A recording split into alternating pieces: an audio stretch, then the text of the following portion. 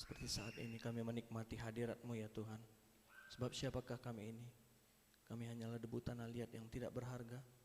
Tanpa Roh-Mu kami sama seperti uap yang sebentar saja kelihatan lalu hilang lenyap.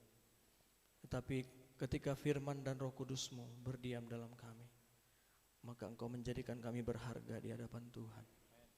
Terima kasih ya Tuhan, terima kasih. Pada siang hari ini juga kami rindu sungguh-sungguh untuk diberkati kepada firman-Mu. Berbicaralah Engkau melalui hamba-Mu. Sucikan kuduskan hamba-Mu, layakkan hamba-Mu untuk menjadi saluran berkat bagi kami semua.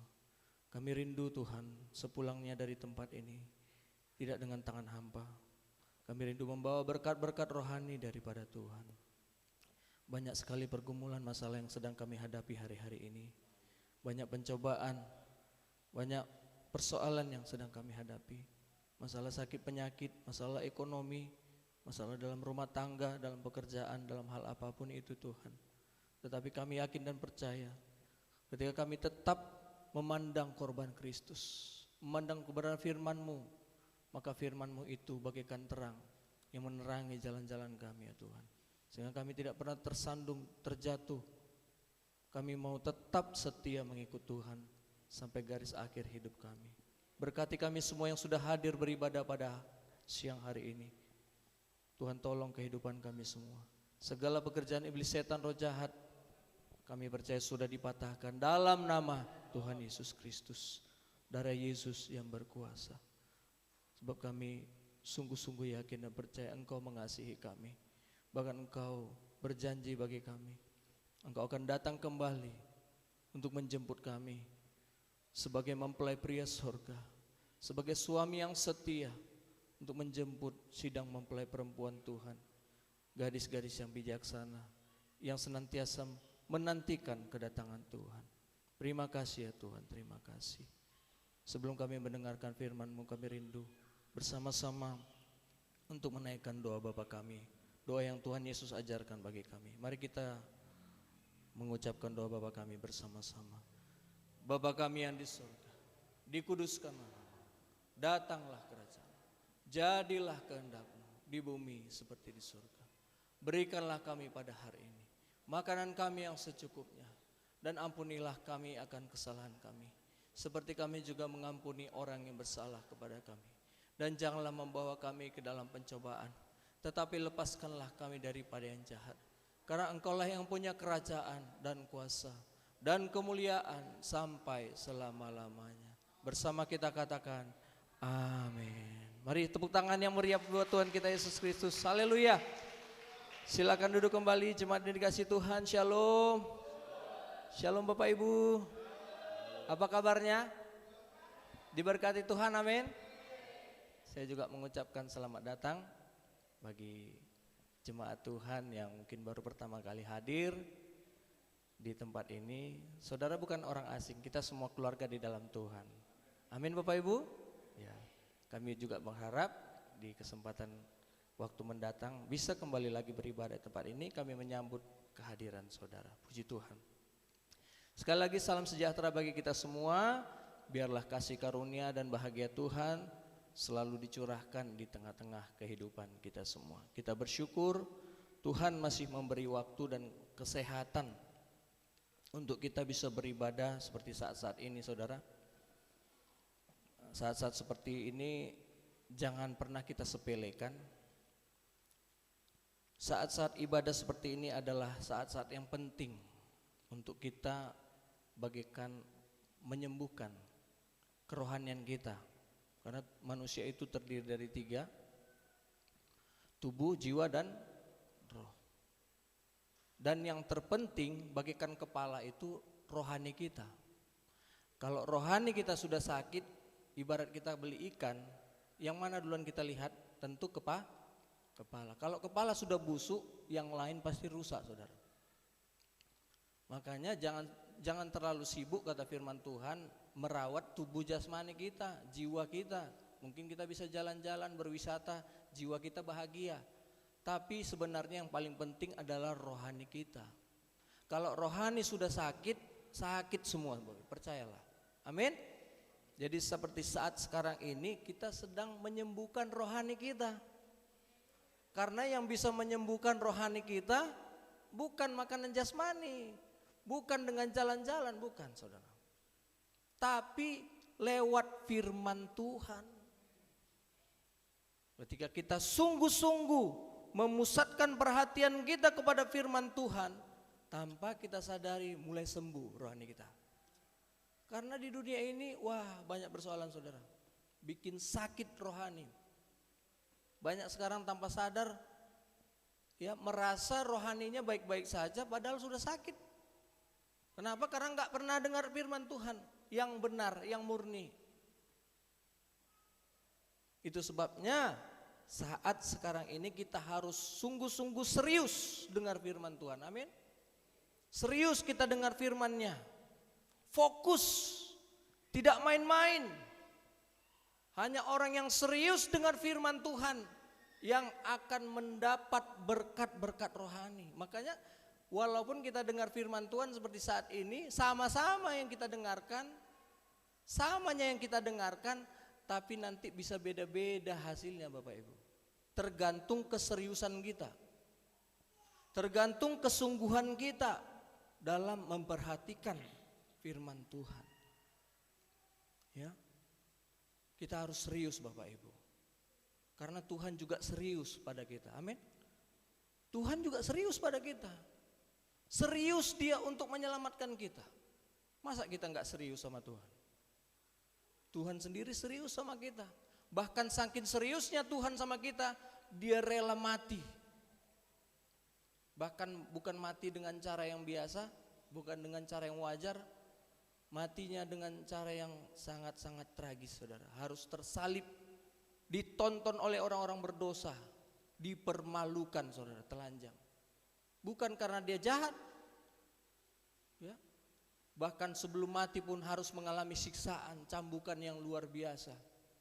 Betapa pedih, bukan karena berbuat dosa ya, tetapi dia harus menanggung itu semua karena dia serius untuk menyelamatkan saudara dan saya. Jadi kita juga harus serius saudara. Jadi tema firman Tuhan pada siang hari ini, apa yang menjadi pusat perhatianmu? Ya, pusatkan perhatianmu kepada Tuhan. Nats firman Tuhannya di dalam Matius 14 ayat yang ke-22 sampai ayat yang ke-33. Saya mohon kita bersabar semua ya Bapak Ibu. Agak panjang ini, ya kita perhatikan sungguh-sungguh firman Tuhan ini. Di sini akan terkandung satu cerita di mana Petrus, ya ketika dia fokus kepada Tuhan, memperhatikan Tuhan, dia bisa berjalan di atas air Bapak Ibu. Artinya dia juga mengalami mujizat Tuhan.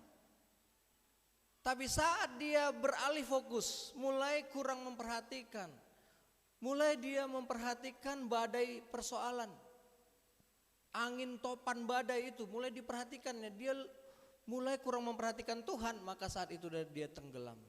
Mari kita perhatikan perintah Tuhan ini. Ya. Matius 14 ayat yang ke-22 dimulai.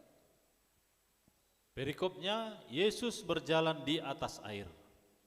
Sesudah itu Yesus segera memerintahkan murid-muridnya naik ke perahu dan mendahuluinya ke seberang.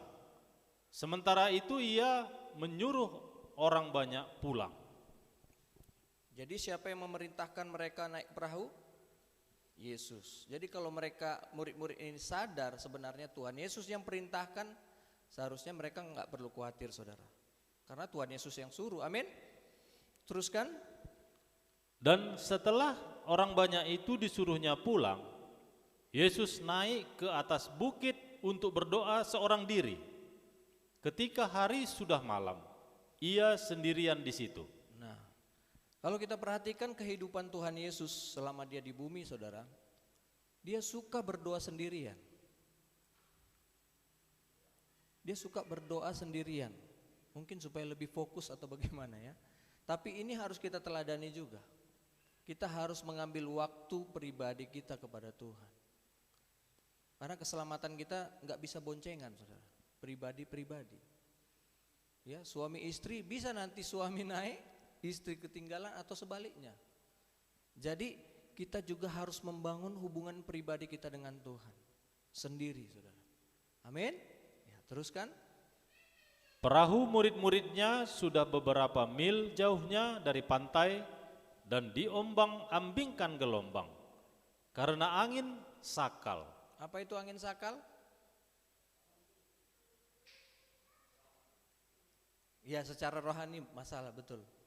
Ya, angin sakal itu ya angin dari depan. Contohnya kita mau ke sana, anginnya malah ke sini, saudara. Akhirnya nggak sampai-sampai, itu angin sakal, saudara.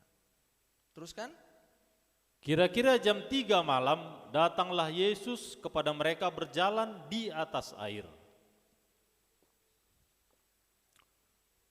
Ketika murid-muridnya melihat dia berjalan di atas air, mereka terkejut dan berseru, "Itu hantu!" Lalu berteriak-teriak karena takut. Nah, saudaraku ini kasih Tuhan. Waktu peristiwa ini terjadi pukul berapa? Pukul 3 pagi. Kira-kira itu ada cahaya enggak? Gelap. Saya rasa gelap ya. Gelap. Tapi mereka bisa lihat, berarti Yesus sudah dekatnya Tuhan Yesus. Karena kan gelap, begitu gelap. Kalau jauh sananya nggak mungkin kelihatan, saudara. Berarti dekat. Yesus dekat, sudah dekat dengan perahu itu. Makanya mereka bisa lihat. Padahal itu saat itu masih jam 3 pagi, gelap itu, saudara. Tapi mereka tak kenal. Bahkan mereka kira Tuhan Yesus itu hantu. Mulailah mereka berteriak-teriak, saudara. Kadang kita seperti ini, saudara. Sebenarnya Tuhan dekat dengan kita. Dia hanya sejauh doa, tapi nggak kita sadari, nggak kita kenali. Sehingga kita mulai khawatir dalam hidup ini. Karena kita merasa tak ada yang membela kita, tak ada yang mengasihani kita. Saudara kita menjauhi kita karena kita miskin mungkin. Atau kita selalu ya dipandang rendah lah. Jadi mulailah berteriak-teriak. Entah apa teriakannya nggak tahu kita, saudara. Ya, mereka pikir Tuhan Yesus hantu. Teruskan dulu.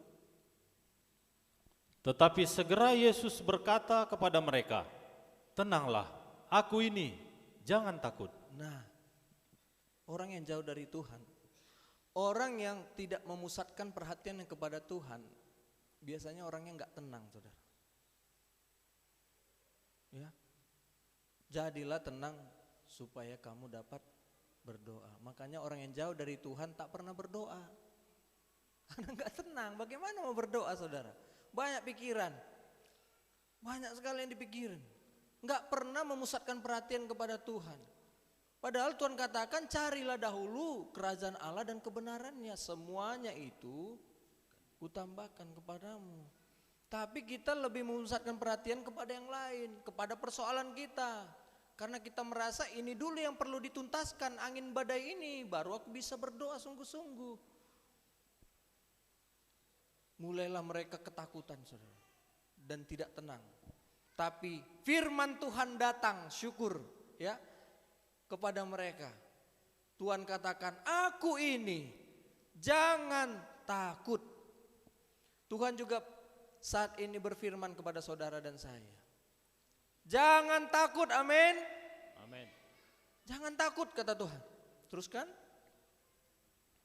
Lalu Petrus berseru dan menjawab dia, "Tuhan, apabila Engkau itu, suruhlah aku datang kepadamu berjalan di atas air." Teruskan terus. Kata Yesus, "Datanglah." Maka Petrus turun dari perahu dan berjalan di atas air mendapatkan Yesus. Berarti dia bisa berjalan di atas air, Petrus ini, saudara. Karena firman Tuhan datang kepadanya. Teruskan. Tetapi ketika dirasanya tiupan angin, takutlah ia dan mulai tenggelam, lalu berteriak, "Tuhan, tolonglah aku." Ya, ada memang badai persoalan hidup ini membuat kita kehilangan fokus, kehilangan pusat perhatian kita. Kita tidak lagi memusatkan perhatian kepada Tuhan. Justru kita membesar-besarkan masalah kita. Padahal selalu Tuhan berfirman ya, bahwa Tuhan adalah Allah yang maha kuasa, Allah El Shaddai. Kita yakin Tuhan penuh kuasa, tapi selalu kita lebih membesar-besarkan Goliat sama seperti Saul. Itulah tanda-tanda orang yang jauh dari Tuhan, yang rohnya sudah undur, roh Tuhan sudah undur darinya, sehingga dia memandang Goliat itu, waduh bagaimana kita bisa mengalahkan si Goliat ini, kacau lah ini. Sedangkan Daud karena dia memusatkan perhatian kepada Tuhan, fokus kepada Tuhan, wah apa-apaan ini si Goliat ini, kok dihinanya Allah orang Israel, kok berani-beranian dia. Dia berfokus kepada Tuhan, akhirnya dia mampu mengalahkan Goliat. Tuhan juga rindu kita semua belajar untuk memusatkan perhatian kita kepada Tuhan. Amin. Pusatkan perhatian kita kepada Tuhan. Jangan kita pandang terus masalah-masalah angin badai pencobaan ini, saudara. Wah, makin takut kita, makin khawatir kita. Gawat ini. Apalagi Jokowi selalu katakan belakangan ini ya, bahwa tahun depan keadaan ekonomi dunia akan semakin gelap katanya. Saya berpikir-pikir, kenapa ya Jokowi berkata semakin gelap? Kok dia pilih kata semakin gelap ya? Kok dia bisa mengerti juga ya? Memang dunia ini sedang semakin gelap. Puncak kegelapan, puncak dosa, saudara. Tetapi firman Tuhan juga katakan saat puncak kegelapan itulah nanti terdengar suara mempelai datang, songsonglah dia. Artinya memang kedatangan Tuhan sudah semakin dekat. Kita sekarang sedang mempercepat kedatangan Tuhan. Karena firman Tuhan katakan kalau dia tidak segera datang, bisa-bisa nggak ada lagi yang selamat. Mati semua iman kita, saudara. Ya. Jadi Petrus ini mulai tenggelam ketika dia mulai memperhatikan persoalan yang dihadapi, bukan lagi Tuhan. Sehingga dia ya syukur masih ingat Tuhan, saudara. Tuhan tolonglah aku, syukur dia masih ingat Tuhan. Coba teruskan dulu. Segera Yesus mengulurkan tangannya, memegang dia dan berkata, "Hai orang yang kurang percaya, mengapa engkau bimbang?" Terus? Lalu mereka naik ke perahu dan angin pun redalah. Dan orang-orang yang ada di perahu menyembah dia. Katanya, "Sesungguhnya engkau anak Allah." Ya. Artinya biasanya manusia ketika punya masalah yang begitu-begitu berat baru bisa ingat, baru bisa sungguh-sungguh kita berdoa, berseru-seru kepada Tuhan, saudaraku. Kalau dengan keadaan yang biasa saja, tidak ada persoalan, tidak ada masalah, biasanya agak sulit kita sungguh-sungguh pada Tuhan, amin. Tapi kalau lagi ada persoalan yang begitu berat, entah itu sakit penyakit, entah itu masalah apa saja, kita bisa lebih fokus untuk sungguh-sungguh berseru kepada Tuhan. Seperti murid-murid ini. Dan saat itu mereka mengaku memang engkau ini anak Allah, kata mereka. Jadi saudaraku, hari-hari ini di tengah kesukaran akhir zaman ini, kita harus semakin serius, semakin memusatkan perhatian kita kepada Tuhan. Khususnya 2 jam ibadah seperti saat sekarang ini, saudara. Kan 2 jamnya kita beribadah. Kalau sampai nggak mendapat berkat rohani, kita pulang dari tempat ini nggak mendapat berkat rohani, saudara. Wah, alangkah ruginya saudara dan saya. Sudah bayar apa tadi, persembahan, bahkan memberikan persepuluhan, tapi nggak dapat berkat rohani, kan rugi, saudara. Saya sampai saat detik ini mau melayani Tuhan, mau ya dipercayakan untuk menyampaikan firman Tuhan seperti saat sekarang ini. Karena jujur saja, karena saya merasa diberkati ketika saya melayani Tuhan. Kalau saya nggak diberkati dan melayani Tuhan, ya ngapain ya?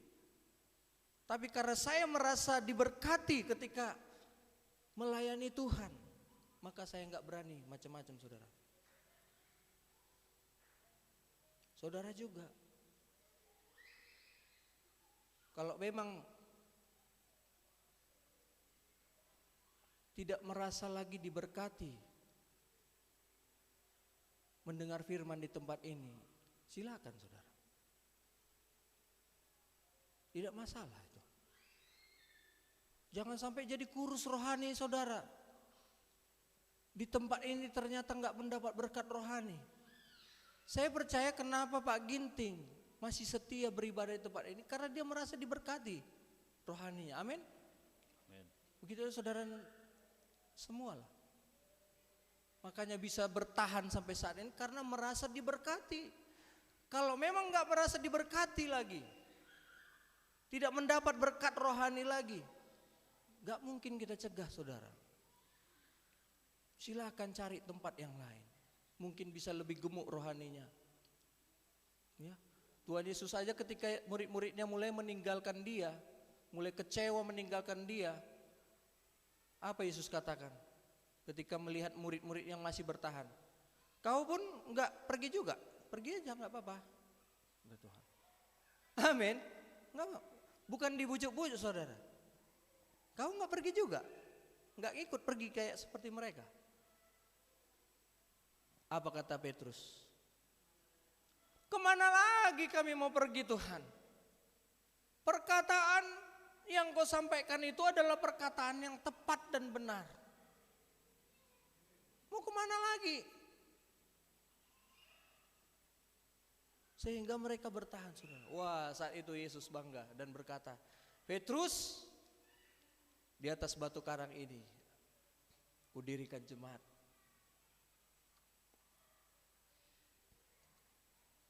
Karena kita diberkati Tuhan, merasa diberkati Tuhan, maka kita bisa bertahan saudara. Jangan sampai terbalik. Ada juga nanti jemaat Tuhan bukan merasa diberkati Tuhan, tapi berasa memberkati Tuhan. Wah, sudah banyak berkat kuberikan. Rupanya selama ini bukan merasa diberkati di pelayanan, tapi merasa memberkati. Sudah banyak memberi aku, udah kebanyakan. Enak kali. Wah, ini gawat saudara. Hati-hati. Kalau sudah ada di benak kita, mulai merasa berjasa, mulai merasa sudah terlalu banyak berkat kuberikan ke gereja ini. Wah, ini benih setan ini saudara. Hati-hati kita. Karena setan ini selalu berusaha menghancurkan kita. Berusaha menghancurkan kita lewat ibadah kita saudara. Karena kalau ibadah kita mulai kacau, maka kita tidak bisa lagi mendengar firman Tuhan dengan benar. Bayangkan. Kalau sudah tidak pernah dengar firman lagi saudara, maka kacaulah, hancurlah kehidupan kita saudara. Jadi jangan sepele kita ketika mendengar firman seperti saat ini. Jangan fokus saudara kepada saya atau kepada kacamata saya atau gaya sisiran saya. Kehilangan berkat rohani kita nanti. Wah, jam baru, wah sepatu baru, wah apalagi yang lain-lain yang kita perhatikan saudara. Perhatikan firman Tuhan, amin. Fokus. Kalau saudara memandang manusia, kecewa kita. Ada saja nanti kesalahan yang kita lihat. Banyak manusia berdosa ini saudara. Semua kita sama-sama berjuang untuk sempurna. Ketika ada jemaat Tuhan yang keluar dari pelayanan, saya mengoreksi diri saya. Takut saya. Jangan-jangan ini karena saya. Jangan-jangan ini ada mungkin dosaku yang menyandung dia. Jadi kita menjadi kesempatan bagi kita untuk mengoreksi diri kita, memperbaiki diri kita, saudara. Supaya kita lebih sungguh-sungguh lagi dekat kepada Tuhan. Kita harus waspada cara-cara setan ini, saudara. Selalu dengan badai persoalan membuat kita tidak fokus, tidak lagi memusatkan perhatian kepada Tuhan. Ciri-cirinya ibadahnya mulai kacau, saudara. Mulai tidak setia. Sepanjang kita setia beribadah kepada Tuhan, setia bersekutu kepada Tuhan, saya yakin kita tetap kuat menghadapi badai persoalan hidup ini. Karena kita tetap fokus memandang Tuhan. Nggak akan pernah tenggelam, saudara. Amin. Tapi kalau sebaliknya, kita mulai tidak menghargai firman Tuhan, mulai menganggap firman Tuhan itu tidak terlalu penting dalam hidup kita, maka kita pasti meninggalkan Tuhan, meninggalkan Bethlehem, sama seperti Naomi, saudara. Bukan Naomi Saragi ya, Naomi di dalam firman Tuhan ya, di mana dia merasa Bethlehem ini laparnya kami. Bethlehem artinya rumah roti, saudara. Tapi dia merasa lapar. Akhirnya dia pergi ke Moab bersama dengan suaminya Elimelek dan kedua anaknya. Siapa? Wah, kurang baca Alkitab ini. Mahlon dan Kilion, saudara, jangan sampai lupa. Ya, Mahlon dan Kilion. Akhirnya apa yang terjadi? Terlalu berat resikonya. Suaminya mati, kedua anaknya pun mati, saudara. Menyesallah dia. Mau baliklah dia kembali ke Bethlehem, saudara. Barulah dipulihkan kehidupannya. Jangan sampai seperti ini, saudara. Kita bisa setia beribadah kalau kita merasa memang diberkati, merasa mendapat berkat rohani daripada Tuhan, mendapat pembelaan daripada Tuhan. Jangan hanya memandang berkat itu hanya dari sisi materi. Kadang-kadang kalau kita selalu memandang berkat itu dari kacamata materi, keuangan saja, saudara, wah, menjadi manusia yang gak pernah bersyukur kita nanti, saudara. Firman Tuhan katakan, apa itu? 1 Timotius 6 ayat yang ke-8. Apa firman Tuhan katakan?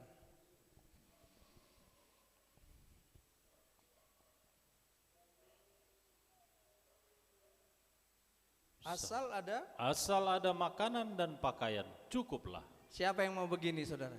Mana ada yang mau, saudara? Mau, saudara? Asal ada makanan dan pakaian, cukuplah. Sebenarnya kata Tuhan, kalau saudara dan saya masih punya pakaian tidak telanjang, masih bisa makan, saudara, harus kita bersyukur. Masih punya tempat tinggal sehingga kita tidur tidak kehujanan, siang-siang tidak kepanasan, ada tempat berteduh, wah, itu sudah syukuri, sudah luar biasa itu, saudara.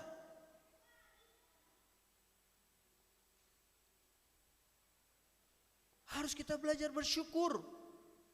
Bagaimana nanti sempat Tuhan memberikan kita satu penyakit, yaitu lupa. Lupa bernafas. 15 menit aja lupa bernafas, saudara, bayangkan. Mati kita, saudara. Bahkan kalau kita bisa membuka dan menutup mulut pun, itu sudah syukuri, saudara. Pernah kejadian di kantor Pak Gembala, saudara. Nggak bisa ditutupnya mulutnya gini, terbuka terus, saudara. Betul-betul kejadiannya, maaf.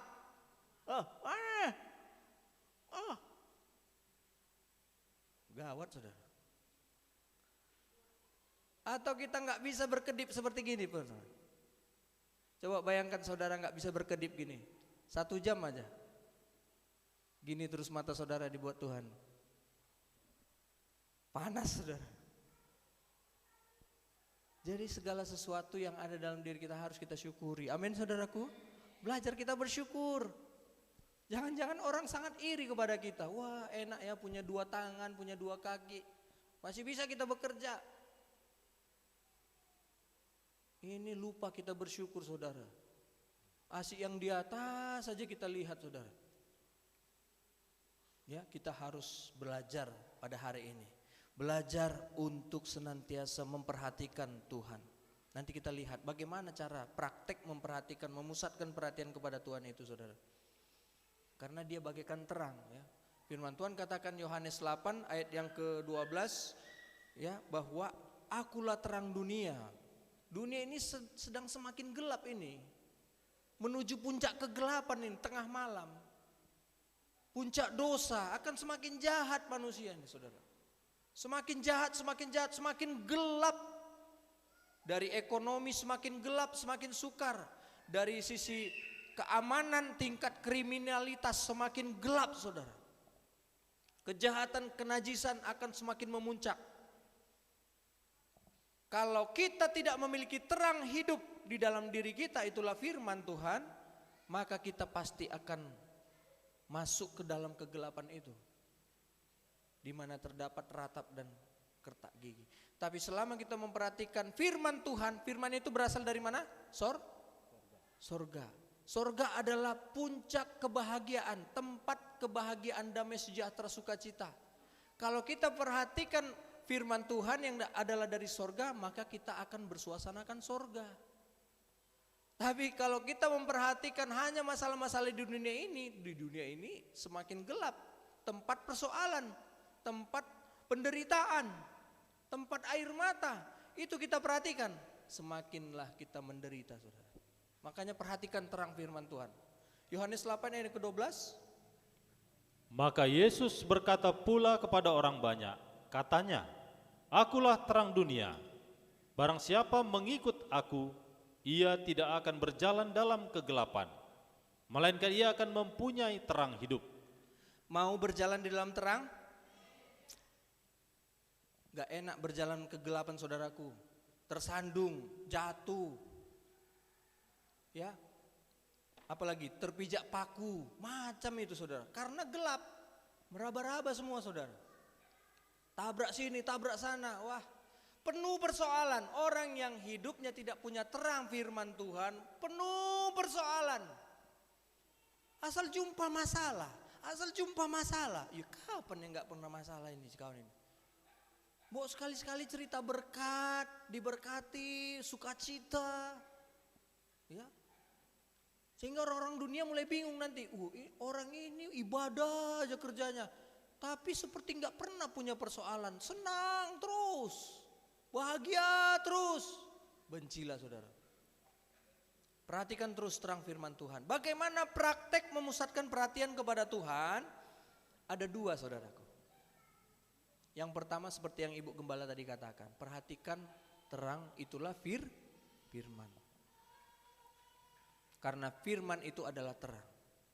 Firman-Mu pelita bagi kakiku, terang bagi jalanku. Itu yang pertama. Yang kedua, praktek memusatkan perhatian kepada Tuhan adalah memperhatikan orang yang paling hina, orang susah, orang miskin, saudara. Itu di dalam Lukas 25 ayat ke-41 sampai 46. Ya, bahwa ketika kita nanti menghadap tahta pengadilan Kristus, anak domba Allah, maka Yesus nanti akan berfirman kepada orang yang selalu dalam hidupnya memperhatikan orang-orang yang paling hina.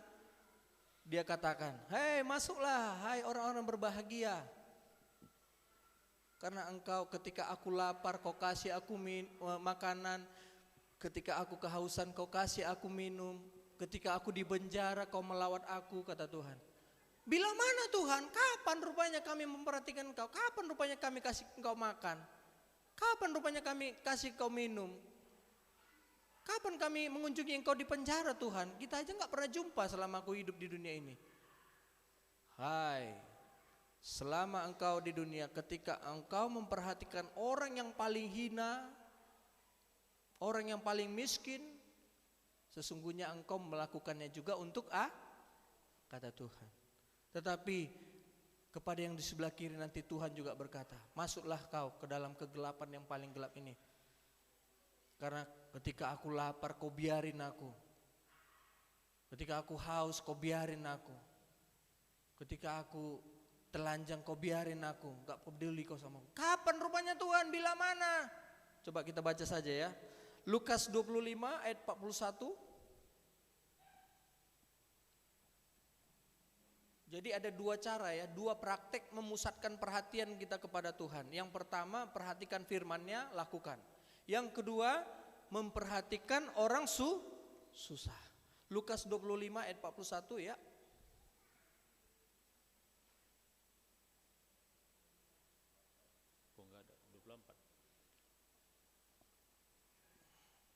sebentar.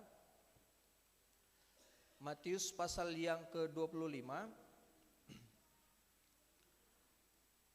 ayat yang ke-41.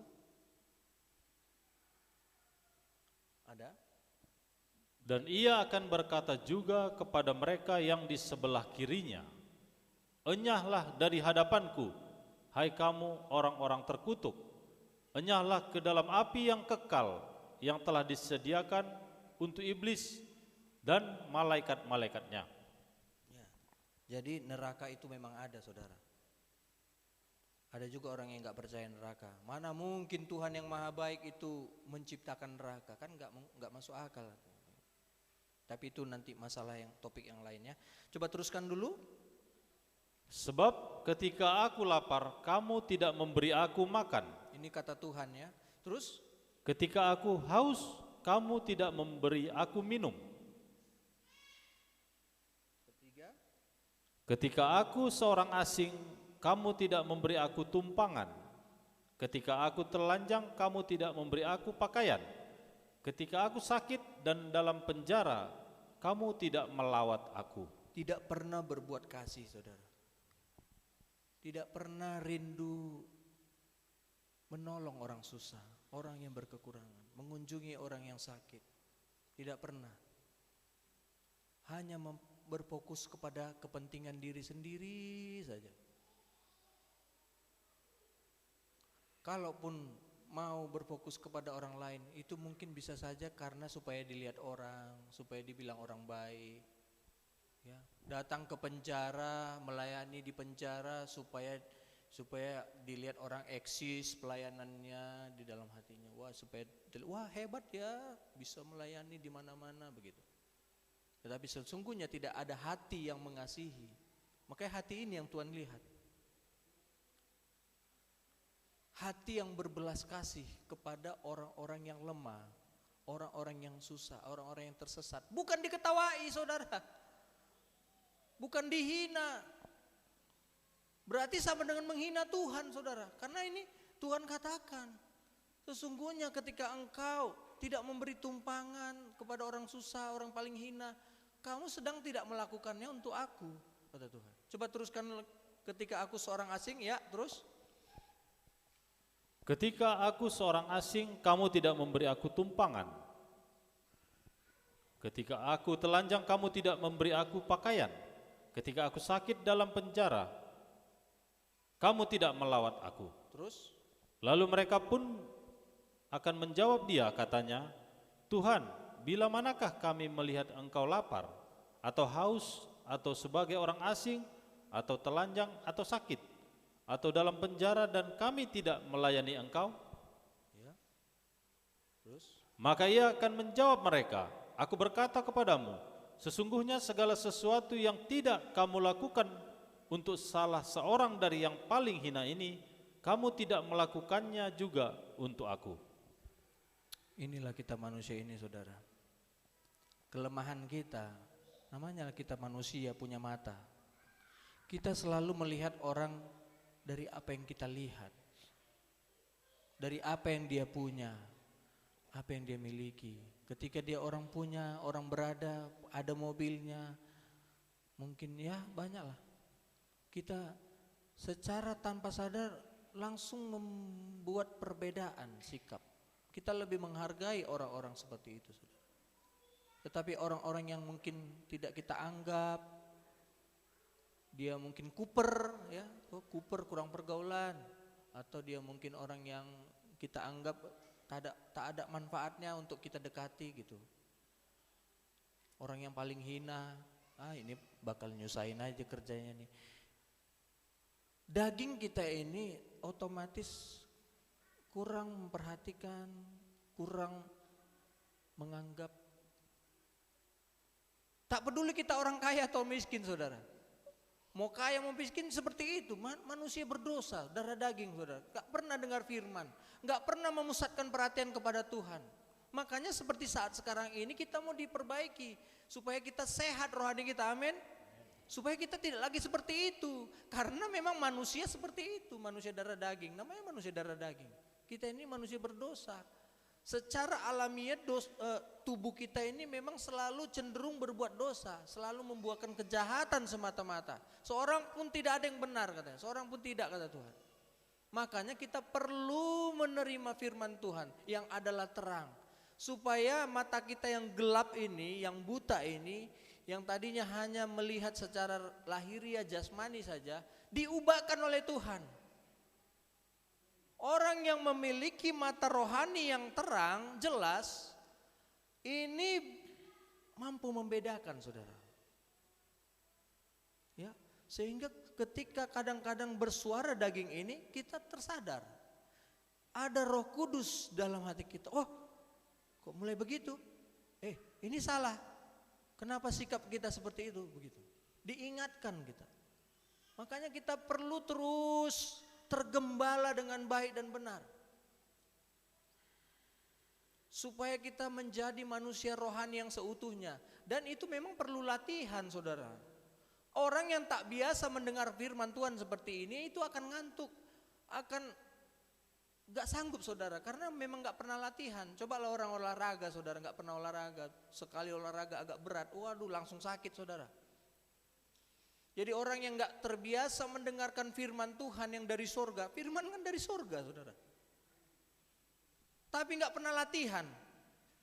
Firman Tuhan aja kata, latihlah dirimu beribadah, kata Tuhan. Memang ibadah ini kita perlu latihan.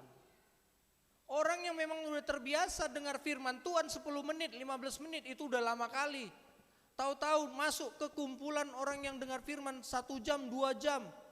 Waduh, bagaikan di neraka. Padahal dengar firman, saudara, tapi bagaikan di neraka aku. Aduh, tersiksa kali aku beribadah di situ. Aduh, gak sanggup lah, tengah jalan udah memual aku, memuntah. Pulanglah aku ke rumahku, barulah aku bisa golek nonton TV enak. Capek kali aku dengar firman di situ, lama kali. Macam di Bali, lumayan enak kayak pendeta yang suka lawak-lawak itu yang sekarang lagi berkasus, saudara. Yang enggak diurus, yang bukan urusannya pun diurusi, saudara. Waduh, gawat. Malu seluruh pendeta jadinya. Padahal belum lagi pengadilan, udah langsung memberikan vonis, saudara. Kadang kita manusia begitu, udah kita susah, bukan kesusahan kita yang kita urusi, justru kesusahan orang lain yang kita lihat, kita urusi, saudara.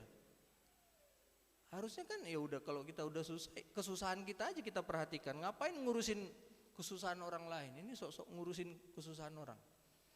Ya. Jadi memang ibadah ini kita memang dilatih. Orang yang gak terbiasa memang mohon maaf, saudara. Makanya saya bersyukur di firman pengajaran ini. Terus dilatih untuk duduk diam dengar firman Tuhan. Pasti nanti saudara mulai terbiasa. 1 jam, 2 jam udah mulai enak, saudara. Mulai terlatih, saudara. Kalau sudah mulai terlatih udah enak, saudara. Bahkan anak-anak masih kecil pun seperti saat ini terlatih. Kami kemarin diajak fellowship, dilatih duduk diam dengar firman Tuhan 1 jam 2 jam.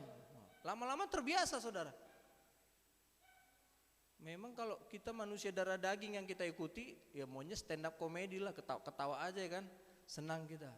Tapi pulang nggak dapat berkat rohani. Ya, jasmaninya senang, jiwanya senang, bahagia karena ketawa, tapi rohaninya makin sakit. Kalau kepala sudah sakit, habis semua. Jadi hari-hari ini kita harus memusatkan perhatian kepada Tuhan. Yang pertama tadi firman. Kita pusatkan perhatian. Jangan kita sepelekan firman Tuhan ini, saudaraku. Meskipun saya yang menyampaikannya, saya kan kurang pengalaman sebenarnya dibanding Bapak Ibu semua. Tapi kalau memang firman Tuhan itu tertulis di Alkitab, jangan coba-coba bantah, saudara. Karena itu Tuhan, suara ilahi. Dan meskipun saya menyampaikan, saya juga harus mengoreksi diri sendiri. Artinya kita sama-sama kena, saudara. Pedang bermata sama-sama kena. Ini jangan orang aja firman dijadikan untuk nembak-nembak orang terus, saudara. Tapi diri gak pernah kena. Rupanya keluarganya pun wah. Nah itu bukan pedang bermata dua namanya, saudara. Sama-sama kita ini kena. Perhatikan firman Tuhan. 2 Petrus 1 ayat 19. Sudah jam 12 ya. Wah, tadi agak telat sedikit. Enggak apa-apa, sedikit lagi saudara. Ya. 2 Petrus 1 19. Dengan demikian kami makin diteguhkan oleh firman yang telah disampaikan oleh para nabi. Alangkah baiknya kalau kamu memperhatikannya sama seperti memperhatikan pelita yang bercahaya di tempat yang gelap sampai fajar menyingsing dan bintang timur terbit bersinar di dalam hatimu. Jadi menurut nats firman Tuhan ini kita harus memperhatikan firman sama seperti memperhatikan pelita yang bercahaya di tempat gelap. Coba bayangkan, gelap semua, bahkan sangat gelap, tapi ada satu lilin bercahaya. Nah, seperti itulah kira-kira kita harus memperhatikan firman, saudara. Fokus, serius, sungguh-sungguh, bagaikan cahaya lilin, meskipun cuma satu, tapi kalau kita fokus, sampai kita ke pelabuhan damai sejahtera. Goal, saudara. Tapi kalau kita mulai memperhatikan di kiri kanan, gak fokus saudara, tidak kita perhatikan firman Tuhan, gagallah kita saudara. Inilah orang-orang yang ditipu oleh kekayaan dunia ini saudara, sehingga dia meninggalkan Tuhan, kecewa kepada Tuhan. 3 alasan kenapa kita harus memperhatikan terang. Yang pertama, terang tidak dapat dikuasai oleh kegelapan. Yohanes 1 ayat 5 ini tidak bisa kita jabarkan lebih rinci, tapi saya jabarkan saja dengan singkat. Kenapa kita harus memperhatikan terang firman? Yang pertama karena memang terang firman itu tidak akan dikuasai oleh kegelapan saudara. Yohanes 1 ayat yang kelima. Terang itu bercahaya di dalam kegelapan dan kegelapan itu tidak menguasainya. Ketika saudara memperhatikan firman Tuhan yang adalah terang, maka saudara pun tidak akan pernah dikuasai oleh kegelapan. Tak mampu roh-roh jahat di dunia ini mengalahkan saudara, karena di dalam saudara ada terang firman. Makanya mau hipnotis, begu, ganjang, segala roh-roh jahat apapun itu saudara putus semua. Karena firman Tuhan katakan di dalam 1 Yohanes 4 ayat yang keempat, ya, roh yang ada padamu jauh lebih besar kuasanya daripada roh yang ada di dunia ini. Tidak mempan itu saudara. Jangan takut santet segala macam. Dalam nama Yesus. Dalam nama Yesus. Dalam nama Yesus. Mana tahu nanti di tengah jalan kita jumpa orang kesurupan, kita pula duluan lari saudara. Takut disuruh berdoa. Ya. Mana tadi Bapak Syanu? Udah ada urusanku tuh. Padahal udah kesurupan saudara. Malah lari pula kita saudara. Berarti gak ada iman kita saudara. Gak ada terang dalam diri kita. Kita harus sadar kita ini duta Kristus. Duta yang diperlengkapi Tuhan dengan kuasa. Aku berikan kau kuasa untuk menginjak kalajengking, mengusir setan. Ada kuasa di dalam diri kita saudara. Power dari Tuhan. Bahkan kuasa untuk memberkati, membuka pintu berkat bagi seseorang. Kita bisa, hamba-hamba Tuhan, pelayan-pelayan Tuhan, membuka pintu berkat sehingga ketika kita mengucapkan salam kita diterima orang. Ya, damai sejahtera bagimu, wahai diberkati Tuhan. Berkat Tuhan mulai tercurah bagi keluarga itu saudara. Bahkan menutup pintu berkat saudara. Bahkan ada juga ayatnya, ya, ketika Yesus memberikan Roh Kudus itu, maka ya, ketika engkau mengampuni seseorang maka dosanya diampuni. Ketika engkau menyatakan dosa seseorang tetap ada, dosanya tetap ada. Wah, bahaya saudara. Duta Kristus, wakil Tuhan di dunia ini saudara. Ada amin? Amin. Terang tidak akan dikuasai kegelapan. Yang kedua, karena hanya orang yang memperhatikan terang yang bisa disucikan. 1 Yohanes 1 ayat yang ke-7. 1 Yohanes 1 ayat 7. Kenapa kita harus perhatikan terang firman? Karena hanya orang yang memperhatikan terang firman yang bisa disucikan. 1 Yohanes 1 ayat 7. Tetapi jika kita hidup di dalam terang sama seperti Dia ada di dalam terang, maka kita beroleh persekutuan seorang dengan yang lain, dan darah Yesus anaknya itu menyucikan kita daripada segala dosa. Siapa di sini kita nggak berdosa, saudara? Jangan-jangan tadi pagi udah ada dosa kita, saudara. Tapi kalau kita terus mau bersekutu katanya di dalam terang, bagaikan lilin mulai redup, bahkan mungkin saja padam, tapi bersekutu, terang lagi, hidup lagi, saudara. Jangan menjauh. Sistem Tuhan bukan sendiri-sendiri. Sistem Tuhan sistem penggembalaan. Makanya kita disebut domba-dombanya Tuhan. Amin, saudara. Amin. Harus tergembala, jangan melalang buana ke sana kemari, saudara. Diterkam singa, binatang buas nanti, saudara. Harus tergembala. Cari di mana kita bisa rohani kita bisa dikenyangkan. Jangan sepele. Jangan menganggap enteng atau menganggap ringan firman Tuhan itu, saudara. Tanpa disadari lewat firman Tuhan itu hidup kita diberkati. Ada orang enak kali, cuman dia cuap-cuap sekian, aku udah banyak memberi, enak kali, enggak lah.